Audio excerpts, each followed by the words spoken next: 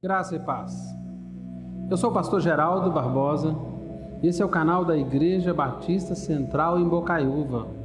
Que bom ter você aqui. Assista esse vídeo, vai abençoar muito a sua vida. Sabe, as pessoas todas querem fugir dos perigos da vida. E todos nós queremos encontrar um lugar menos perigoso ou mais seguro para se viver. Mas existe um lugar muito perigoso para se viver. Você sabe qual é o lugar mais perigoso para se viver? O passado. O passado é o lugar mais perigoso para se viver. O passado tem perigos muito sutis. Claro, o passado é um lugar excelente para se visitar. Também, ao mesmo tempo, é um lugar ameaçador para se viver. A esposa amargurada, irritada, porque o marido com quem se casou não é o namorado que ela tanto gostava ou a quem ela namorou com tanta alegria. O pai autoritário, desesperado, para reviver sua carreira atlética, realizar seus sonhos através dos seus filhos. O jovem adulto, sentindo falta das liberdades e dos amigos da faculdade, da vida que tinha, temendo suas horas de trabalho. O desanimado cristão, desejoso de voltar ao zelo que uma vez teve, às experiências que um dia teve. Mostra-nos esses exemplos que poucas coisas hoje ameaçam tanto a nossa vida como as alegrias de ontem. Risos que nós já tivemos uma vez, a família que já foi unida por um tempo, a vida que tínhamos que era uma vida maravilhosa. Mas Deus, Ele não queria que os nossos corações vivessem no ontem. Ele nos dá novas misericórdias a cada dia para que possamos desfrutar. As misericórdias do Senhor são a causa de não sermos consumidos, porque as suas misericórdias não têm fim, renovam-se a cada manhã, grande é a tua fidelidade. Pense bem, podemos viajar de volta às nossas mentes para reviver a felicidade de épocas passadas. Ontem, as esperanças pareciam altas. Ontem, a vida parecia valer a pena. Hoje, é uma decepção. Estamos todos decepcionados. O hoje se mostra frustrante. Assim, com os olhos vidrados e as almas deprimidas, nos tornamos espantalhos, uma caricatura do que fomos antigamente. Os eus que cada vez diminuem no aqui e agora para fugir dos dias melhores. Nossos corações ainda podem bater, mas se vivemos no passado, nós paramos de viver. Quando as bênçãos que recebemos no passado diminuem a gratidão que podemos ter no presente, quando Deus deu aquele trabalho, aquela pessoa com quem você se relacionava, aquele sucesso que você tinha, e a vida depois é pior. Quando nos tornamos pessoas, criaturas azedas, que se aborrecem com o outono, porque um dia vivemos primavera.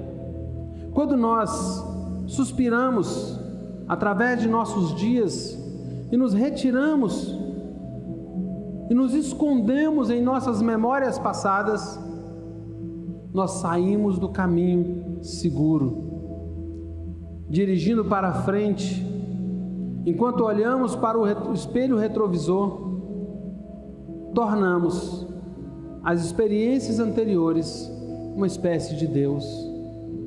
Tornamos aquilo que já vivemos como um lugar divino, como os acontecimentos divinos. E, infalivelmente, quando nos ajoelhamos diante do passado, o presente se torna um lugar de maldição, de tristeza, de angústia, anulando as perspectivas de futuro.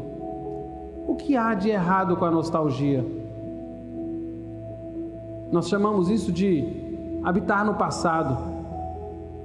Considerada uma desordem psicológica no século XVII, até recentemente, a nostalgia é o anseio pelo passado que é visto por quem o tem como melhor que o presente ou melhor que o futuro.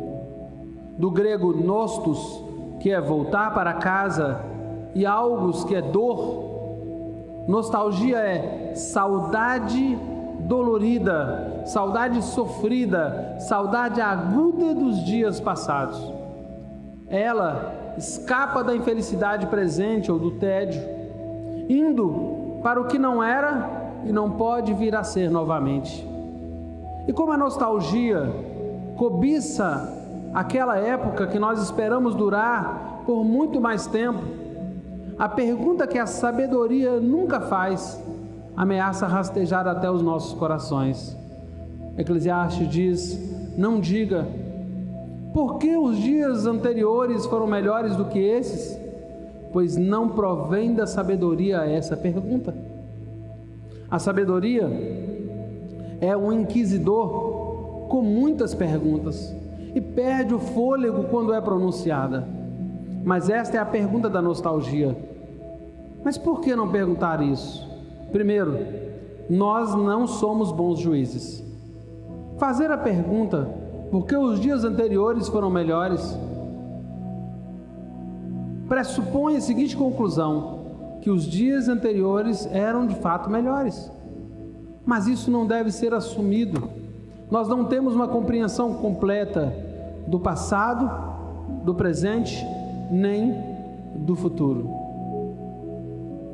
O passado, quando recontado e adorado, torna-se exagerado.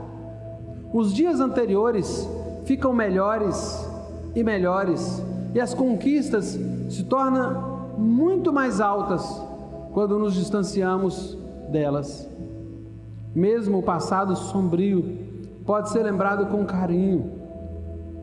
Os israelitas ficavam imaginando comer carne e pão ao máximo, embora fizessem isso em uma vida conduzida e permeada pela escravidão. Ouça isso deles. Eles eram reis naquela época. Assim é conosco. Nós usamos Photoshop no passado em nossas mentes. Esquecemos que lá também houveram brigas, frustrações, dores e incertezas que são próprias de cada época. As irritações atuais sempre parecem piores que as que tivemos lá, mas também não temos uma boa visão da nossa atual época. Os santos mais velhos contam muitas histórias para verificar a verdade.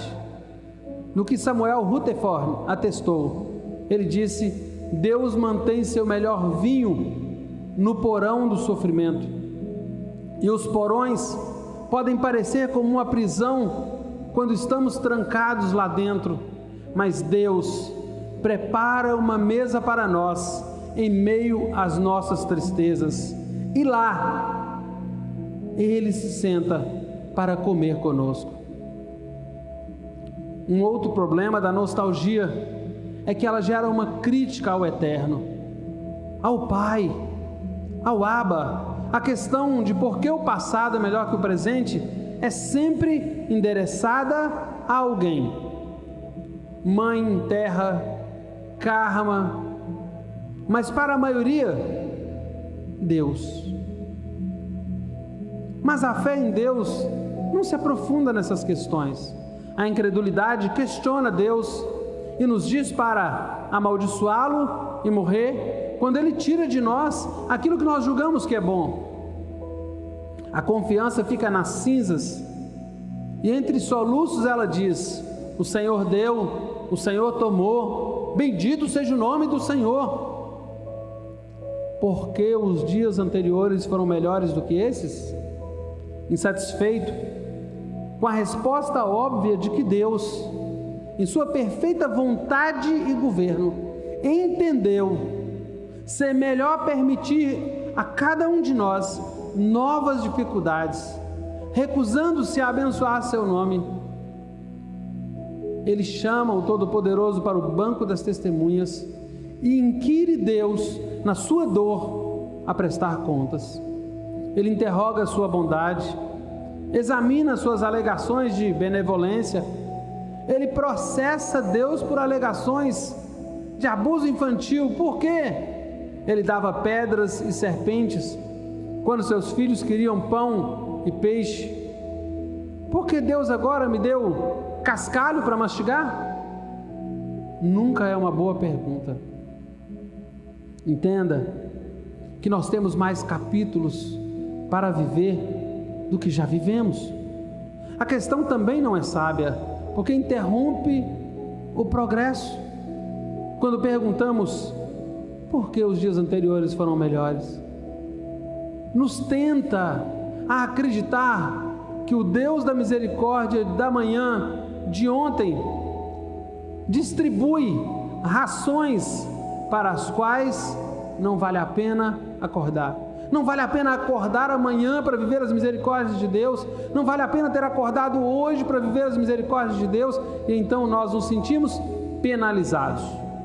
Apertamos o botão de soneca e dormimos em direção à morte. Mas ouça um conselho de Gandalf a Frodo. Enquanto ele lamenta sua vida presente longe do condado, ele diz... Frodo diz assim: eu queria que o anel nunca tivesse vindo para mim. Quem me dera que nada disso tivesse acontecido. E Gandalf lhe diz: e também todos os que vivem para ver esses tempos.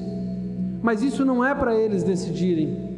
Tudo que temos que decidir é o que fazer com o tempo que nos é dado. Muitos experimentam dias em que eles não escolheriam viver. Mas não cabe a nós decidir se Deus dá ou se Ele tira. O que devemos decidir é o que faremos com esse tempo que Deus nos presenteou. Nós temos mais vida para viver, talvez mais do que queríamos, mas não mais do que deveríamos ter. A fruta de hoje, embora talvez mais amarga, com um gosto mais amargo que a de ontem, é sempre a melhor fruta que podemos comer. Por quê? Porque é a fruta que o nosso Pai nos entrega hoje.